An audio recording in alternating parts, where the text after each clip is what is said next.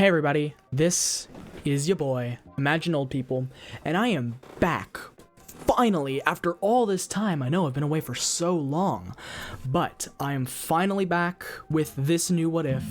What if Deku had the Rinnegan? I've seen this what if done a pretty amount of time, not over commercialized and not over popular, but it's still like pretty popular among the community. So yeah, I really like that, and I hope you guys enjoy this video. I genuinely enjoyed this video, and if my audio quality sounds different, it's because I'm using my friend's microphone. It is an actual microphone and not just my phone audio. And as always, make sure you hit the like button, you subscribe, you hit the notification bell, and set that to all notifications, and you comment your thoughts in the description below. Not the description, you comment in the comment section below. And you also check out my boy Izuku, check out my boy Red Demon, and check out my boy Lucid Itachi. Check out all those guys, those are all what if YouTubers, and I want you to check out my really good friend, Kira Gem. Now, I will have his channel posted in the description below. He is not a what if YouTuber. He is a sort of like a mix of certain things, but I don't know if you guys will like him or not. He is a mix between a streamer that streams video games. He's done like a cooking episode. He's a lot of different things. He's like a multi-tool almost. But besides that, I hope you guys have a wonderful day, and oh my God, thank you for 300 subscribers. That just blows my mind that I have 300 already. But besides that, let's get straight into it. So, Izuku would be around 5. Our story starts off with Izuku being 5 years old. He would go to school and he would sit down in his seat. He would hear a noise. Not just one noise, but multiple noises, multiple voices. They were talking. Everybody was talking, but what were they talking about? Izuku whipped around, obviously curious, and he looked and he saw Bakugo, his best friend, basically. And in his hands were small little pops, little explosions almost. Izuku's eyes widened. Whoa, that was so cool! He ran over to his best friend, and everybody was talking and swarming around him.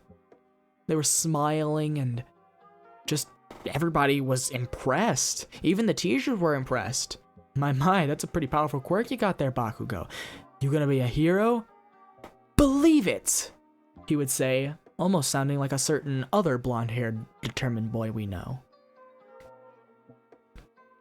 Izuku would be so excited to get his quirk that he would run home and say, "Mama, Mama, Mama, I want to know what my quirk is. How do I know what my quirk is?" Inko would pick the little Izuku up and he would say, "Well, we're gonna go to the hospital and find out if you're gonna have a quirk. We don't know exactly what your quirk is, but I'm sure we'll find out if we go to the doctors, right?" "Yeah, okay, Mama." And so Inko would swoop down, pick him up, and she, along with her husband, Hizashi, would both walk out, strap Izuku in the car, and drive off to the bank. They would walk into the bank, and they would sit down.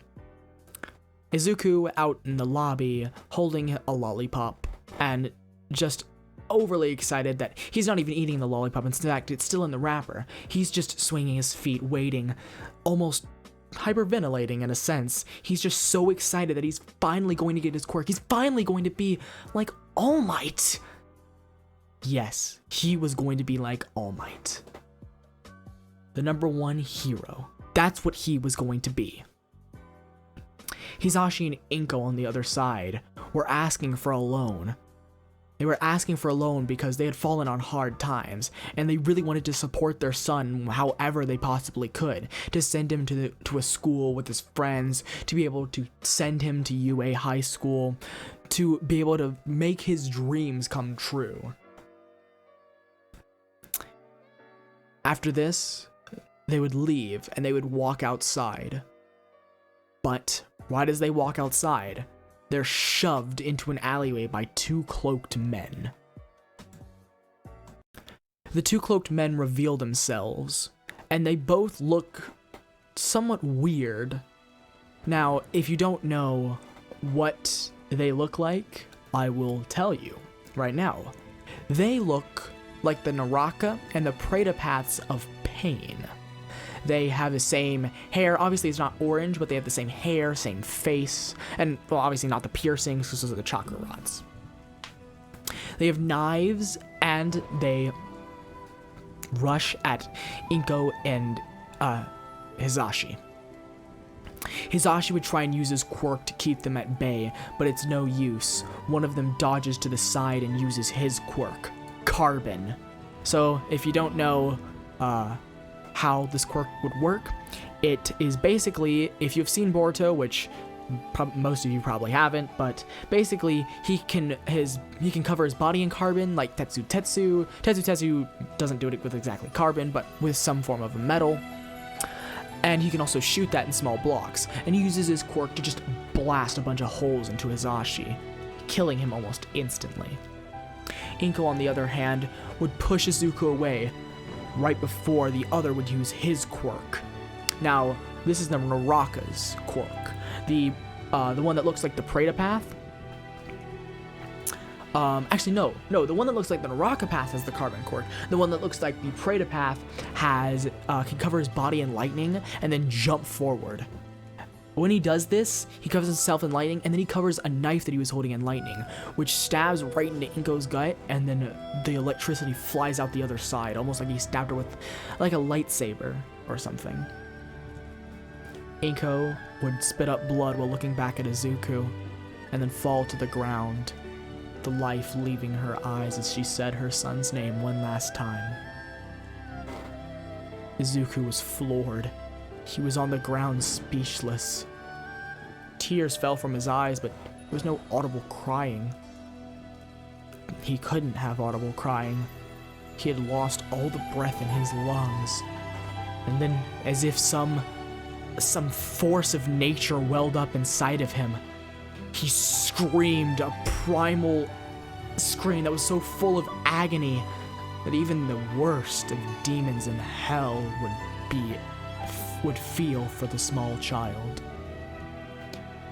He would smash his hands together in like a praying motion, and then all of a sudden from behind him the ground would quake, and then a giant statue made of wood, having a mouth that opened and screamed with a blindfold over where its eyes should be. It had two lanky arms that didn't look that strong. In fact, it didn't look strong at all because it was made out of wood. The Carbon, which I'm going to nickname him, and Lightning, Carbon and Lightning. Carbon would use his quirk to try and break it apart, but even though it did damage it, it seemed like the wounds healed up instantly. The Lightning would try and use his quirk to get around it, but the thing was just deadly fast and instantly swooped him up and then swooped up Carbon. Izuku would scream again, glaring at them, and the two people would see his eyes. His eyes weren't that gleaming green eyes. In fact, they looked weird. They were a black circle in the very iris, and that was the only thing that remained of his old eye. Around it was a purple hue, all throughout his eye, not just where the color should be, but everywhere, even where the white should be. And then black rings all throughout his eye. And they seemed to almost glow purple, as Izuku would reach his hands out and close his fists tightly, gritting his teeth and then screaming at them. Not anything in particular, just a gut-wrenching, agony-filled scream. He would crush them. Their spines, their internal structures, everything would just be destroyed. And he would drop their bodies to the ground. And as Izuku would pass out, the Ghetto statue, or the Ghetto Mazo, as we know it, would unsummon and disappear in a poof of smoke. Izuku would awaken to feeling wetness on the back of his head. Water. It was raining. No one had noticed what had happened. no one was there. He was still where he'd passed out. But when he looked up, he saw his mother, his father, and the two villains now having orange hair. And his mother and father still had their natural green and natural brown. But they all had eyes that were purple and had rings in them. And it was almost like he had 4 separate screens. What? He could see himself in the corners of his eyes. There was 2, one in the top right, one in the bottom right, one in the top left, one in the bottom left. Like monitor screens that he could see through them. He could see what they were seeing. How is this possible? No, this wasn't possible. There was no way he was seeing what they were seeing. That was impossible, right? He would walk up to them, trying to say hey to his mom, hugging her leg, hugging his dad. But nothing. No response. Just dead silence. Then when he thought that one of them should move, they did. He gave them an action to run up the wall, and the Predapath, which had the lightning quirk, ran up the wall, jumped off, and landed on his feet. Izuku didn't know what was happening, but he knew one thing. He was an orphan. And that was that. Now we time skip to when Izuku is around 14, maybe 15. Actually, no, 13. 13 years old, and Izuku is out on the streets. Eventually, he would be tired, and he would have, over the years, discovered his abilities. Now, he discovered that he actually, in truth, had around 7 abilities, what he known as paths. 4 of them were implanted in his parents and the 2 robbers. But it seemed as if their quirks were amplified. Carbon was insanely powerful, lightning had blitzing speed. His father could spit flames and mold those flames, or spit flames so big that you'd think he was the literal incarnation of a dragon. And his mother could basically use one of his own abilities, which he could use an ability where he would stick his hand out and he could attract something or retract something, almost like magnetic forces. He called these the Shinra Tensei and the Bancho Tenin. But his mother's quirk was so powerful that she could do objects that were humanoid or even larger and pull them at tremendous speeds towards her. He discovered the names of these paths, and these paths also had different abilities. His mother had the path known as the human path, which could literally extract someone's soul by grabbing it and yanking it. The more will a person had, the harder it was to take away.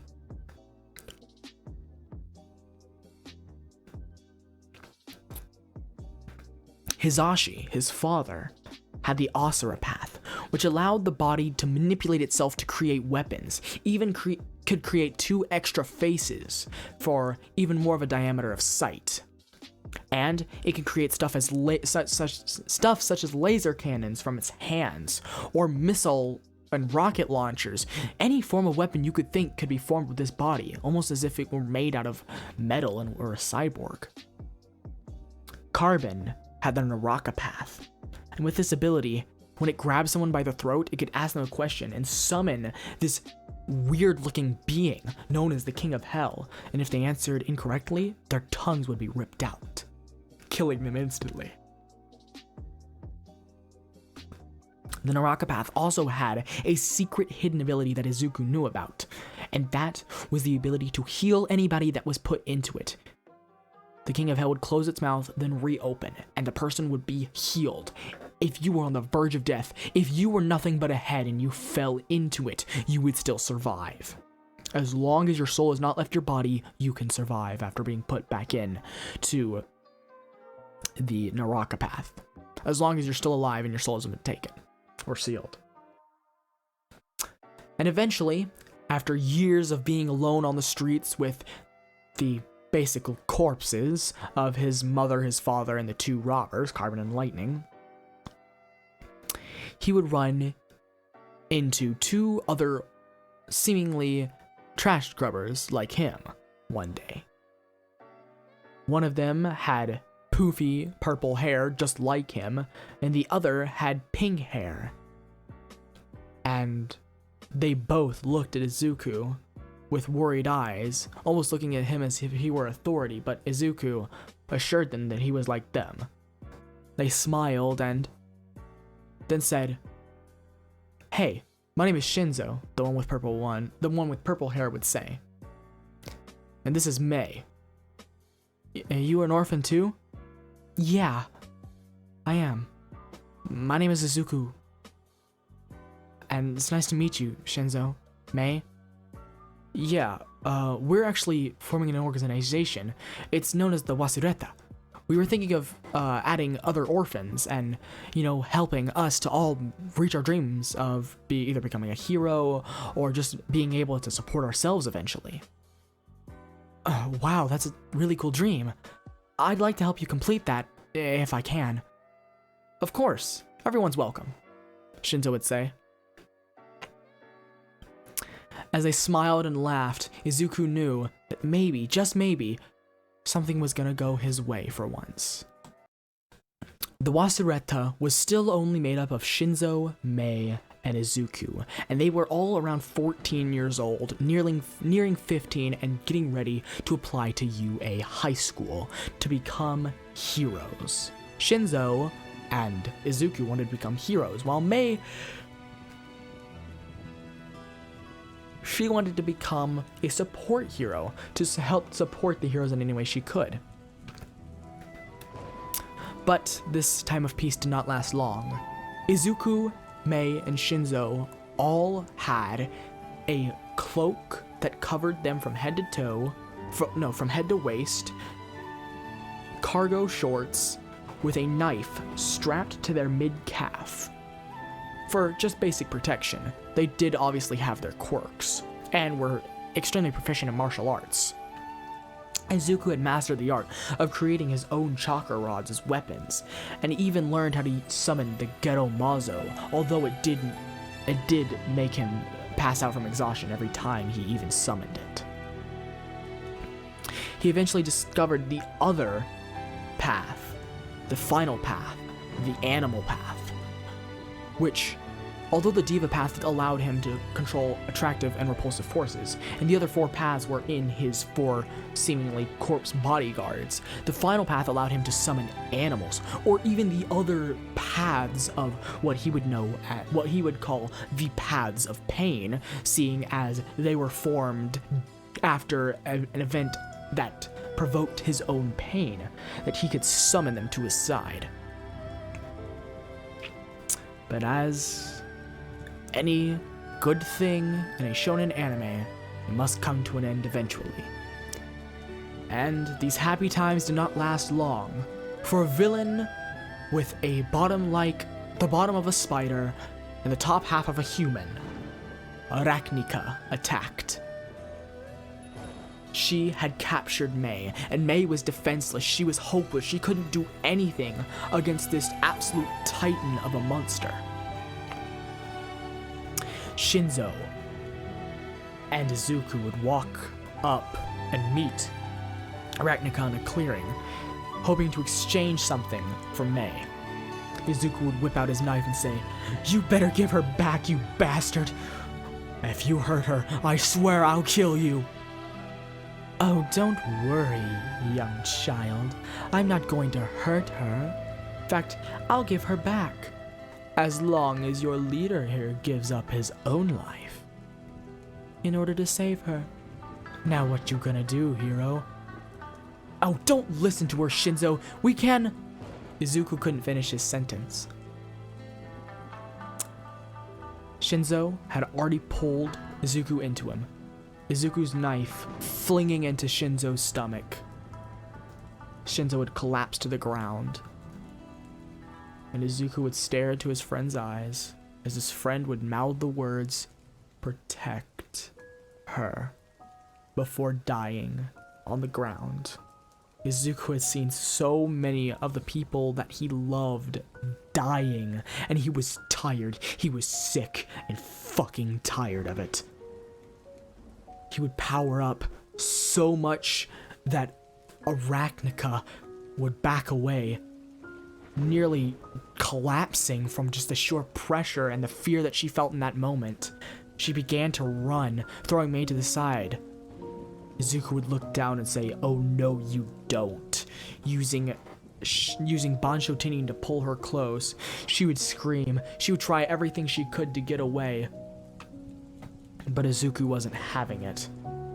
He flicked her around, grabbed her by the neck, and summoned a chakra rod to his hand before plunging it straight through her chest and through her heart, killing her instantaneously. He would then throw her to the ground, summon another chakra rod, and then slam it right through Arachnica's head. And after that, he would turn around to see Shinzo's body healed by the Naraka path of pain. And Shinzo's body would get up, those same Rinnegan gleaming in his eyes. And Izuku would try and use his powers once again to pull Mei close to him, and it would work. And Izuku knew that he had just passed his new summoning path, the animal path, to Shinzo. Izuku would look at Mei, and Mei would just say, "It's okay. I guess this is kind of a way for him to always be with us. Okay? Okay. I understand. Let's just get into UA already." Alright. A few more months would pass, and eventually Izuku and Mei would be able to try out for UA. Now, they each had different tests, since Izuku was trying to get into the hero course, Mei was trying to get into the other course. And Izuku would also take his buddy Shinzo with him to try and get him in as well. Shinzo would be able to summon the giant beasts using the animal path, completely and utterly destroying any robots. And the same with the Diva path of pain, allowing Izuku to destroy any robots that came in his way. During the written test, Izuku would still have a similar conversation with Ida telling him to shut up, and Izuku being Izuku. After all, Izuku may be depressed and sad and just overall just a more down person, but he's still Izuku, still muttering to himself. And Shinzo would be deadly silent, just copying Izuku's movements, and everybody would find this incredibly creepy. Why wasn't Shinzo talking? Why wasn't this purple-haired guy talking? And why did he have the same eyes as the green-haired boy? Why did they have the same eyes? Were they related? No, they didn't look similar enough to be related. So then what was the deal? And as I said, they would have no problem taking care of all of the practice robots and practice dummies. It really wouldn't matter what you threw at them. Until the zero pointer came into play. And as Shinzo's body, and as Shinzo, or the animal path of pain, would summon the giant Cerberus dog to try and pin the zero pointer, it still wasn't enough to destroy it. People would run, people would hide. But Izuku would notice something. It was a girl with brown hair. She would be screaming for help, but no one was coming to help her. Izuku would use the path of pain to fly, and he would grab the girl, dart away, and then he would land, throwing the girl to the side and having Shinzo back everybody up. Shinzo's body would stand there, his arms outstretched, as Izuku would face down the giant robot, putting his hands together in a hand seal. He would have his pinky and index fingers both facing up, as well as his thumbs, while his ring and middle fingers would be crossed together, almost like a bullhorn formation. And all of a sudden, from out of the clouds, a meteor would come crashing down, and all Izuku said was, "Tengai Shinsei." And that's where I'm going to leave it off for right now. I hope you guys enjoyed. And if you did, make sure to like, comment, subscribe, hit the notification button. And as always, I hope to see you guys in the next video. Goodbye.